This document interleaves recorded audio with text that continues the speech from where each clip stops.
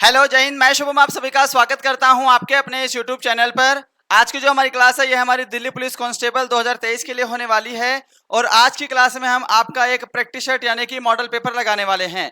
ये आपका जीके के सेक्शन का पेपर रहेगा और इसके अंदर पूरे की पूरे हम 30 क्वेश्चन डिस्कस करने वाले हैं, बिल्कुल आपके लेटेस्ट टीसीएस के पैटर्न के अकॉर्डिंग। ठीक है, इसके अंदर करंट अफेयर भी इंक्लूड की है, static GK, history, polity, geography, कुछ प्रश्न आपके साइंस के भी रहेंगे। मैं उम्मीद करूंगा सेशन सभी को हेल्पफुल लगेगा। सभी को कंप्लीट टेस्ट लगाना है और टेस्ट लगा के देखिएगा इस समय आपकी तैयारी कितनी चल रही है, आपका लेवल कितना है। चलिए अपनी क्लास स्टार्ट करते हैं। तो देखिएगा प्रश्नों की संख्या टोटल 30 होने वाली है और यहां पर मैं सिर्फ और सिर्फ आपको आज बोल रहा हूं कि आप सिर्फ और सिर्फ अगर 20 क्वेश्चन भी राइट कर देंगे तो आपकी तैयारी अच्छी है। बिल्कुल लेटेस्ट एकदम टीसीएस के पैटर्न के अनुसार हमने टेस्ट लगाया है। स्टार्ट करते हैं। आज का पहला क्वेश्चन है आपके सामने, मेवाड़ क्षेत्र में किए जाने वाला गवरी नृत्य डैश जनजाति का प्रसिद्ध नृत्य है? भील जनजाति, गोंड, थारू या फिर खासी जनजाति? एक बार जल्दी से आंसर कर दीजिए। एग्जाम में नृत्य से देखिए क्वेश्चन बनेंगे, या नृत्य से बनेंगे या फिर मेले से बनेंगे या फिर त्योहार से बनेंगे। ये पूछेगा कहाँ किया जाता है या फिर किस जनजाति के द्वारा किया जाता है।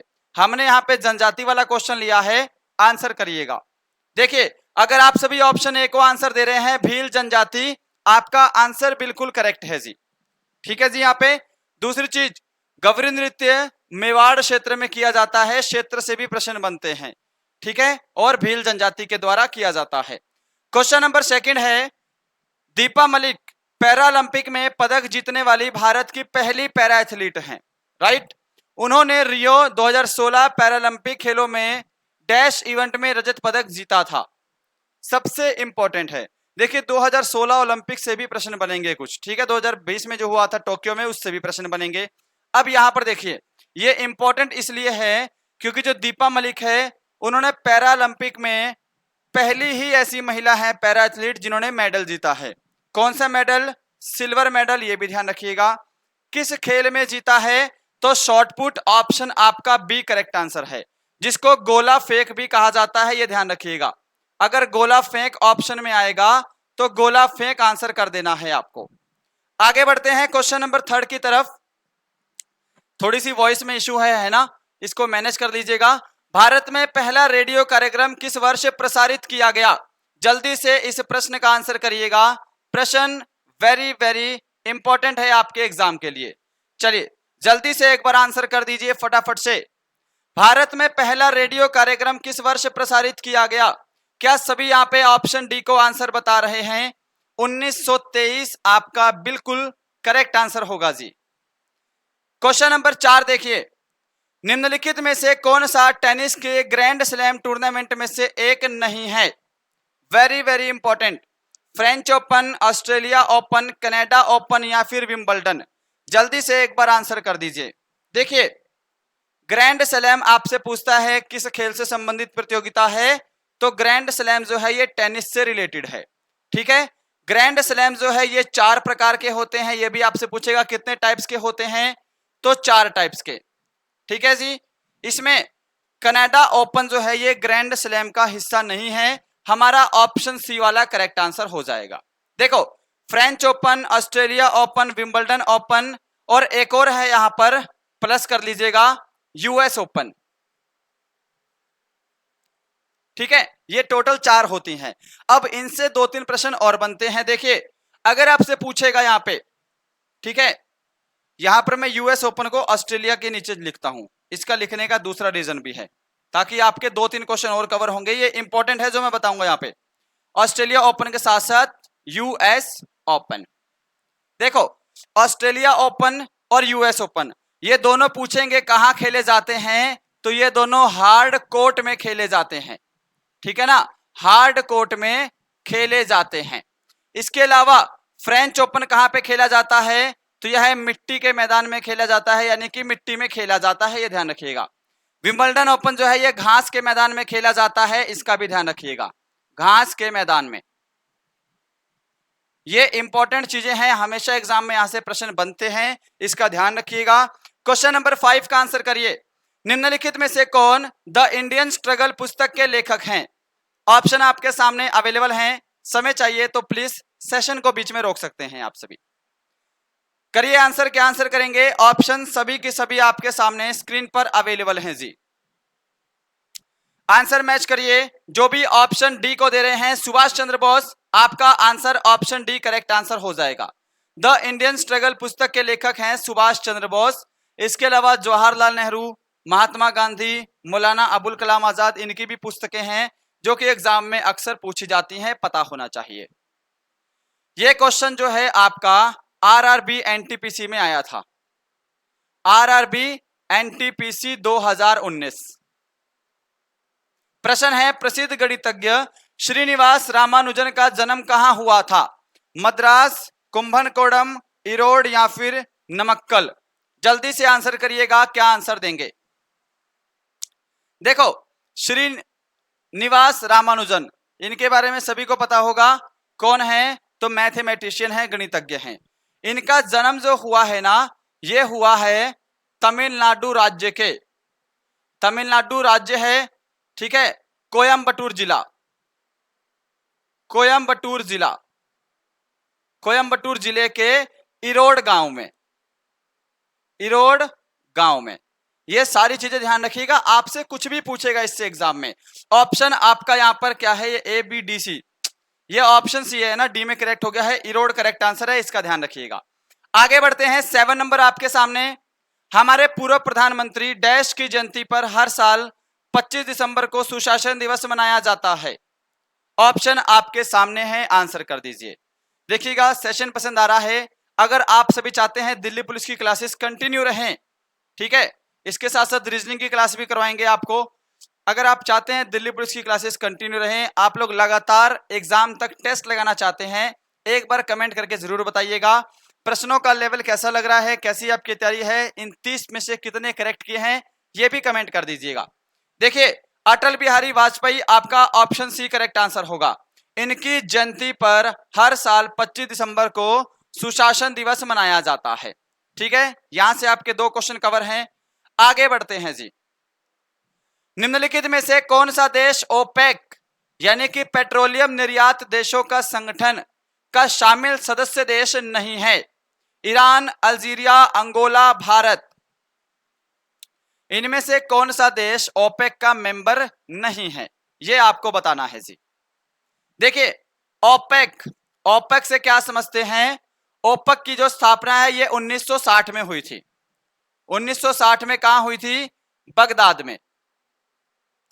1960 में बगदाद, जो कि किसकी कैपिटल है? इराक की कैपिटल है। यहां पर जो है स्थापना हुई थी। अगर इसका हेडक्वार्टर पूछेगा तो हेडक्वार्टर वियना में है, ये ध्यान रखिएगा। वियना, जो कि ऑस्ट्रिया की कैपिटल है, ठीक है।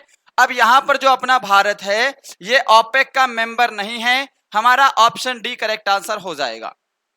आगे बढ़ते हैं अगले प्रश्न की तरफ। आपके सामने है स्क्रीन पर करंट अफेयर का प्रश्न है यहां पर कि हाल ही में जारी किए गए वैश्विक शांति सूचकांक यानी कि ग्लोबल पीस इंडेक्स 2023 के अनुसार 163 देशों में से भारत का कौन सा स्थान है? भारत कौन से स्थान पर है? आंसर करिएगा जल्दी से। ऑप्शन आपके सामने सारे स्क्रीन पर अवेलेबल हैं। देखो, वैश्विक शांति यानी कि पीस इंडेक्स में जो इस समय भारत की रैंक है वो है 126, आपका ऑप्शन सी करेक्ट हो जाएगा। अगर पूछ ले कि पिछले वर्ष 2022 में भारत कौन से नंबर पे था, तो 2022 में भारत 28वें स्थान पर था, यह भी ध्यान रखिएगा। चलें आगे बढ़ते हैं। क्वेश्चन नंबर 11 आपके सामने, 10वां है कि 69वां राष्ट्रीय फिल्म पुरस्कार 2023 में सर्वश्रेष्ठ फीचर फिल्म कौन सी थी? Pushpa the rule, Gangubai Kathiawadi, the Kashmir file या फिर रॉकेटरी? किसको सर्वश्रेष्ठ फीचर फिल्म का अवार्ड मिला है 69वें राष्ट्रीय फिल्म पुरस्कार में? करिए आंसर जल्दी से, क्या आंसर देंगे? जितने भी प्रश्न यहाँ पे ऐड किए हैं ना, ये सभी की सभी सिलेक्टेड और इंपॉर्टेंट हैं आपके एग्जाम के लिए। आंसर मैच करिए साहब। क्या आप सभी ऑप्शन डी को दे रहे हैं? ऑप्शन डी करेक्ट आंसर है, रॉकेटरी मूवी। इसके एक्टर अगर पूछेगा तो आर माधवन जो हैं इसके एक्टर हैं, ये भी आप सभी को ध्यान रखना है। अगले प्रश्न पे चलते हैं। 11 नंबर, घाटी गांव वन्य जीव अभयारण्य भारत के किस राज्य में है? छत्तीसगढ़, आंध्र प्रदेश, तेलंगाना, मध्य प्रदेश। जल्दी से एक बार आंसर कर दीजिए। घाटी गांव वन्य जीव अभयारण्य भारत के किस राज्य में है? आंसर मैच करिए। जो भी ऑप्शन डी को बता रहे हैं मध्य प्रदेश, उनका बिल्कुल करेक्ट आंसर है मध्य प्रदेश के ग्वालियर में। सिटी भी पूछेगा तो ग्वालियर, ये सभी को ध्यान रखना है। कौन सा है? घाटी गांव wild life sanctuary. Next question है आपके सामने स्क्रीन पर। दिल्ली के कुछ सुल्तान ने स्वयं को दूसरा सिकंदर यानी कि सिकंदर ईसानी कहा था? कुतुबुद्दीन ऐबक, अलाउद्दीन खिलजी, शाह सूजा या फिर मोहम्मद शाह? करिए जल्दी से आंसर। क्या आंसर करेंगे इस प्रश्न का? क्वेश्चन नंबर 12 है आपके सामने स्क्रीन पर। देखिए 30 प्रश्न हैं। इस 30 में से मैं आपको बोलूंगा कि 12 से जो 13 प्रश्न है ना, वो प्रीवियस ईयर से रिलेटेड होंगे और इजी लेवल के होंगे। मैंने इसमें 5 से 7 क्वेश्चन थोड़े से हार्ड या फिर मीडियम बोल सकते हैं, और 5 से 7 इसके अंदर जो है वो करंट अफेयर के प्रश्न हैं। यहां पे Alauddin Khilji, option B correct answer है। अलाउद्दीन खिलजी जिसने आंसर दिया है उनका राइट है। अब देखिए अलाउद्दीन खिलजी से 2 प्रश्न और बनते हैं। अमीर खुसरो किनके दरबार में थे? तो अलाउद्दीन खिलजी। ठीक है जी। इसके अलावा अलाउद्दीन खिलजी के बचपन का नाम था अली गुरशस्प, इसका आपको स्पेशली ध्यान रखना है। बाजार नियंत्रण प्रणाली की शुरुआत किसने की? बाजार नियंत्रण प्रणाली की शुरुआत किसने की? तो ये की थी अलाउद्दीन खिलजी ने, इसका भी आपको ध्यान रखना है। क्वेश्चन नंबर 13 आपके सामने। किस वर्ष हुए 86वें संविधान संशोधन अधिनियम के तहत 6 से 14 वर्ष की आयु के बच्चों के लिए शिक्षा मौलिक अधिकार बन गई है? जल्दी से आंसर करिएगा। आपको बताना है 86वां संविधान संशोधन अधिनियम किस वर्ष पारित हुआ था, जिसके तहत 6 से 14 वर्ष की आयु के बच्चों को शिक्षा दिलाना बहुत जरूरी है। यह अब मौलिक अधिकार बन गई है। अब यह मौलिक अधिकार बन गई है तो मौलिक अधिकार के बारे में भी पता होना चाहिए। ठीक है, देखो 86वां संविधान संशोधन 2002 में हुआ था। हमारा ऑप्शन ए करेक्ट आंसर है। अब क्योंकि यह मौलिक अधिकार बन गई है, मौलिक अधिकार आपको पता होने चाहिए अनुच्छेद 12 से 35 तक वर्णित हैं। अब यह मौलिक अधिकार बन गई है तो फिर मौलिक अधिकार में भी संशोधन किया होगा, है ना? तो ध्यान रखिएगा। अब यहां पर एक अनुच्छेद है आपका 21A। कौन सा आर्टिकल है? 21A के तहत क्या है? 21A को शिक्षा का अधिकार कहा जाता है। शिक्षा का अधिकार कहा जाता है। 86वां संविधान संशोधन 2002 के तहत यह नया अनुच्छेद जोड़ा गया है, ध्यान रखिएगा। क्वेश्चन नंबर 14 आपके सामने। बनिहाल दर्रा यह जम्मू कश्मीर राज्य में स्थित है, जिसकी समुद्र तल से ऊंचाई 2832 मीटर है। इस दर्रे का नया नाम क्या है, यह आपको बताना है। अटल सुरंग, जवाहर सुरंग, बुर्जिला सुरंग या फिर दीनदयाल उपाध्याय? करिए एक बार आंसर। क्या आंसर देंगे जल्दी से? प्रश्न वेरी वेरी इंपॉर्टेंट। देखो बनिहाल दर्रा जो है ना आपका, पूछेगा यह किस श्रेणी में आता है, तो यह पीर पांजाल श्रेणी का हिस्सा है। पीर पांजाल श्रेणी में आता है, यह आपको पता होना चाहिए। दूसरी चीज क्या है, इस दर्रे का नया नाम चेंज हुआ है, जो कि है जवाहर सुरंग। आपका ऑप्शन बी करेक्ट आंसर है। क्लियर है इतना? अब अटल सुरंग को भी क्यों छोड़ें, यह भी ध्यान रखिएगा। अटल सुरंग भी नया नाम है किसका? रोहतांग दर्रे का, या फिर रोहतांग सुरंग या फिर रोहतांग पास। ठीक है, इसका नया नाम है अटल सुरंग। ठीक है, दीनदयाल उपाध्याय क्या है? एक जंक्शन है, यह भी नया नाम है किसका? मुगल सराय जंक्शन का। मुगल सराय जंक्शन का नया नाम क्या है? दीनदयाल उपाध्याय है, यह ध्यान रख लीजिएगा। 15 नंबर क्वेश्चन है आपके सामने। निम्नलिखित में से किस स्थान पर गुरुत्वाकर्षण बल सबसे अधिक होता है? सभी प्रश्न इंपॉर्टेंट ऐड किए हैं। अगर आप सभी ने लाइक नहीं किया है तो सेशन को लाइक जरूर करिएगा। बस एक बार कमेंट करके जरूर बताएंगे सेशन कैसा लग रहा है। हमें ये क्लास कंटिन्यू करनी चाहिए, तो डेली क्लास एक दिल्ली पुलिस की कंटिन्यू रहेगी आपकी प्रैक्टिस के लिए। बाकी इसके अलावा अगर आप कहीं से भी पेड कोर्स लेना चाहते हैं जो आपको ज्यादा बेटर लगे, ठीक है, मैं यहां से सजेस्ट नहीं कर पाऊंगा क्योंकि फिर एक तरह से सोचेंगे कि वहां से कमीशन ले रहे हैं, है ना। आपको किसी का भी पेड कोर्स अच्छा लगे, आप किसी भी टीचर का पेड कोर्स ले सकते हैं, टॉपिक वाइज क्लास कर सकते हैं। बस साथ में जो हम मॉक टेस्ट लगा रहे हैं या कोई भी जिसका मॉक टेस्ट क्विज़िस आपको पसंद आए उसको भी साथ साथ लगाते रहिएगा ताकि आपकी नॉलेज और अच्छे से हो सके और आपकी तैयारी भी हो सके, आपकी तैयारी किस लेवल पर है। यहाँ पर ध्रुव रेखा ऑप्शन डी करेक्ट आंसर है। ध्रुव रेखा में उत्तरी ध्रुव रेखा या दक्षिण ध्रुव रेखा दोनों पर ही गुरुत्वाकर्षण का मान सबसे अधिक होता है। भूमध्य रेखा पर गुरुत्वाकर्षण का मान क्या होता है? शून्य होता है, ये ध्यान रखिएगा। 16 नंबर क्वेश्चन है, ये सबसे इजी क्वेश्चन है आज की डेट का। मानव शरीर में सबसे लंबी कोशिका कौन सी है? बहुत ही ज्यादा इजी क्वेश्चन है, आंसर कर दीजिएगा। कोशिका पूछी है, ठीक है, ग्रंथि नहीं पूछी है। ग्रंथि आपकी लिवर रहेगी जिसको हिंदी में यकृत कहते हैं। कोशिका है आपकी तंत्रिका कोशिका। हमारा ऑप्शन डी करेक्ट आंसर हो जाएगा जी। अगले प्रश्न पर चलते हैं, आपके सामने है 17 नंबर। मधुमक्खी, टिड्डा, तिलचट्टा या फिर खटमल किस संघ के उदाहरण हैं? आपको पता है ना, विटेकर ने जंतु का 5 जगत का वर्णन किया है, ठीक है ना। तो ये पांचों जगत में मोलास्का संघ, आर्थ्रोपोडा, प्रोटोजोआ संघ, पेरिफेरा संघ, एक और है आपका। अब ये जो ऑप्शन है ये इनमें से किस संघ का एग्जाम्पल है ये आपको बताना है।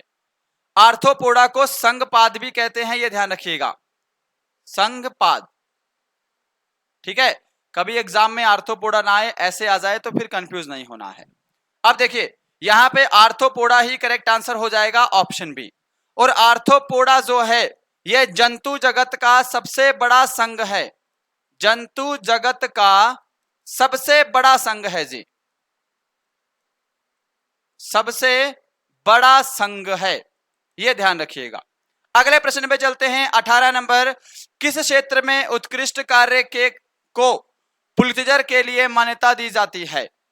या फिर यूं कहें कि पुलित्जर पुरस्कार जो है यह किस क्षेत्र में उत्कृष्ट प्रदर्शन के लिए दिया जाता है और इसकी शुरुआत कब हुई यह भी कमेंट करिए जल्दी से। पुलित्जर पुरस्कार की शुरुआत कब हुई? इसकी शुरुआत हुई थी 1917 में, ध्यान रखिएगा 1917, और यह पत्रकारिता के क्षेत्र में दिया जाता है। हमारा ऑप्शन बी करेक्ट आंसर हो जाएगा। अगले प्रश्न पे चलते हैं, 19 नंबर करंट अफेयर से। हाल ही में किसे राष्ट्रीय हरित प्राधिकरण का नया अध्यक्ष बनाया गया है? एक चीज ध्यान रखना, यह करंट अफेयर का बेस्ट टॉपिक है।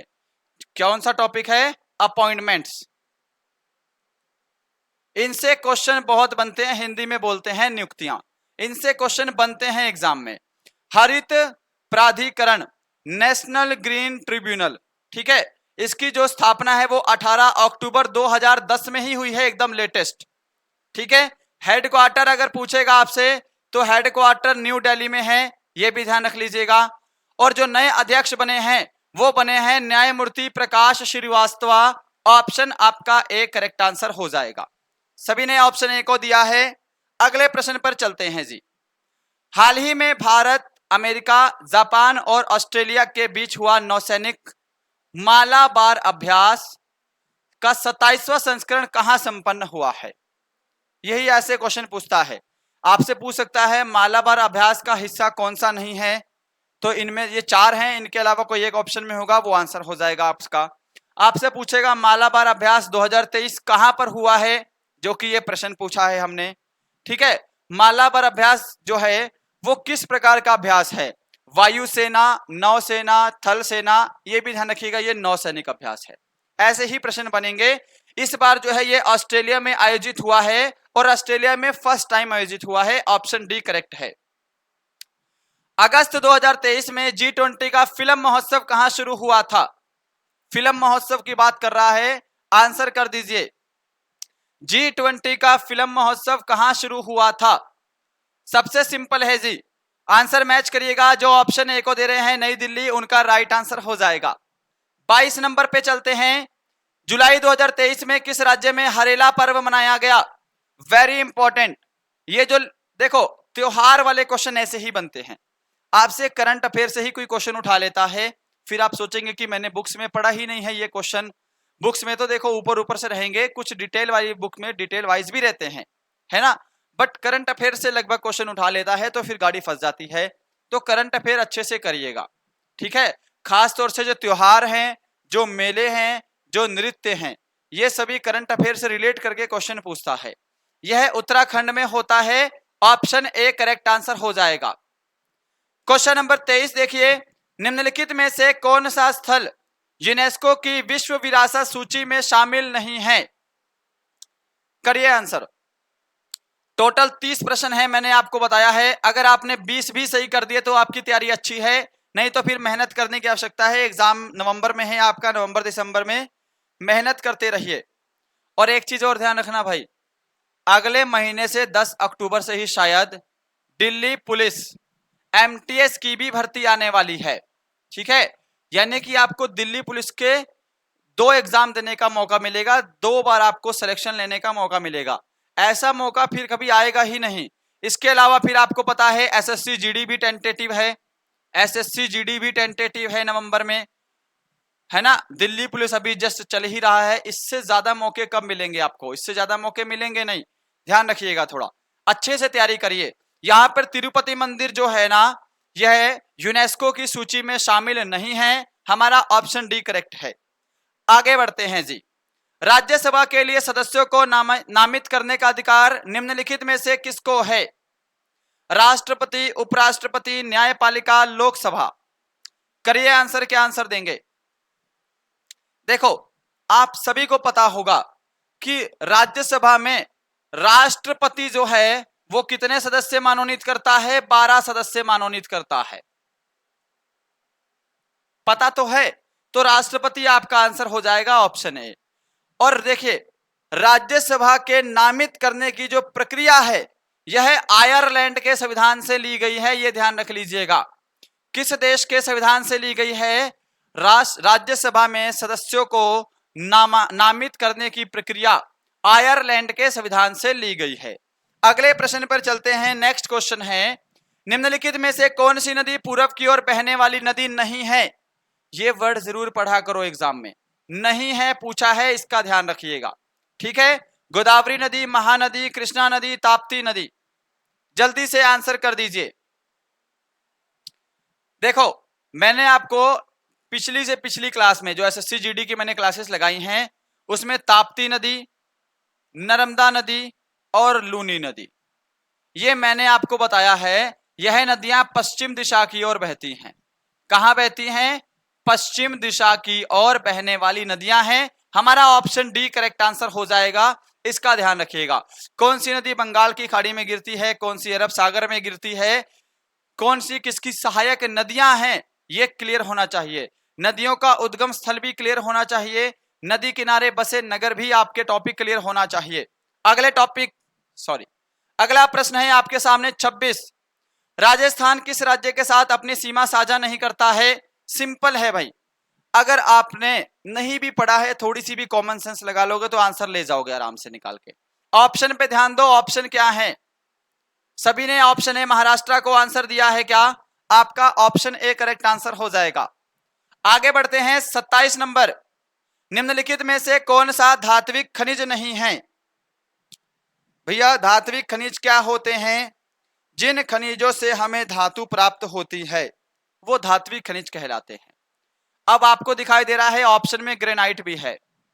ग्रेनाइट क्या है? चट्टान है, ठीक है ना। किस प्रकार की? आग्नेय चट्टान है, इग्नियस रॉक है। तो ये क्या है? ऑप्शन डी करेक्ट आंसर हो जाएगा आपका। ग्रेनाइट क्या है? एक आग्नेय चट्टान का एग्जाम्पल है, आग्नेय चट्टान, ठीक है। नेक्स्ट बढ़ते हैं 28 नंबर आपके सामने, भारतीय संविधान का कौन सा अनुच्छेद मुख्यमंत्री के कर्तव्य को परिभाषित करता है? लीजिए आंसर करिए। अनुच्छेद 153, अनुच्छेद 165, अनुच्छेद 167 या फिर अनुच्छेद 170? कौन सा अनुच्छेद मुख्यमंत्री के कर्तव्यों को परिभाषित करता है? जो भी ऑप्शन सी को दे रहे हैं, अनुच्छेद 167 आपका ऑप्शन सी करेक्ट आंसर हो जाएगा। सेशन को लाइक शेयर सब्सक्राइब जरूर करिएगा। अगले प्रश्न पे बढ़ते हैं। 29 नंबर, वर्ष 1940 में किस भारतीय राज्य में वारली विद्रोह हुआ था? वारली से क्या समझते हो? वारली एक चित्रकला भी तो है। वारली क्या है? एक चित्रकला भी तो है। कहां की? महाराष्ट्र की। वारली चित्रकला महाराष्ट्र की है। वारली विद्रोह भी महाराष्ट्र में हुआ था 1940 में। यह सन भी ध्यान रखिएगा, 2 प्रश्न बनते हैं हमेशा। यह है क्वेश्चन नंबर 30, आज का लास्ट क्वेश्चन और सबसे आसान प्रश्न है आज का। इसरो का मुख्यालय कहां है ये बता दीजिए बस। ये लास्ट क्वेश्चन है, इसके बाद क्लास को बंद करते हैं। एक बार कमेंट करके जरूर बताना सेशन कैसा लगा है आपको। ISRO Indian space research organisation, इसकी स्थापना भी पता होनी चाहिए, 15 अगस्त 1969 1969। हेडक्वार्टर कहां पे है? तो हेडक्वार्टर बेंगलुरु में है। ऑप्शन बी करेक्ट आंसर हो जाएगा। ठीक है जी। आपसे क्या पूछ सकता है, इसके वर्तमान अध्यक्ष कौन है? क्योंकि यहां से क्वेश्चन बनेगा। चंद्रयान 3 इसरो ने लॉन्च किया है, बहुत प्रश्न बनेंगे। ठीक है, हेड कौन है? तो एस सोमनाथ। इससे पहले कौन थे? तो के सिवन थे, जिन्होंने चंद्रयान 2 लॉन्च किया था, जो कि फेल हो गया था। ठीक है जी। तो यहां पे आपके आज के 30 क्वेश्चन कंप्लीट होते हैं। एक बार कमेंट कर दीजिएगा सेशन कैसा लगा है, इन 30 में से कितने प्रश्न राइट हुए हैं। अगर आप चाहते हैं दिल्ली पुलिस की क्लासेस कंटिन्यू रहें, एक बार कमेंट करके जरूर बताइएगा। ठीक है जी, चलिए बंद करते हैं क्लास, मिलते हैं कल। तब तक के लिए जय हिंद, जय भारत।